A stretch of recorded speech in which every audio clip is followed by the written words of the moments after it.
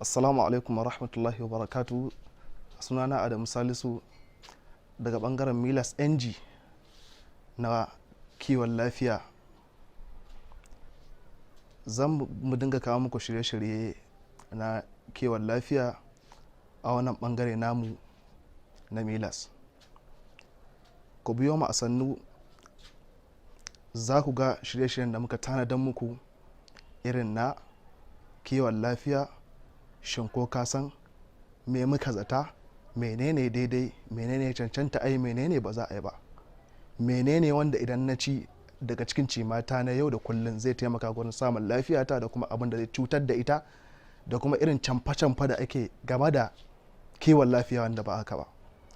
A biyo mu a hankali, za a ga wannan shirye-shiryen za su zo, saboda kada a manta abu tashar nan tamu, kada a manta a bi Milas NG. Yardar Allah, ko mutum ya danna ƙararrawa a nan ƙasa zai dinga samun bayananmu. Mun gode.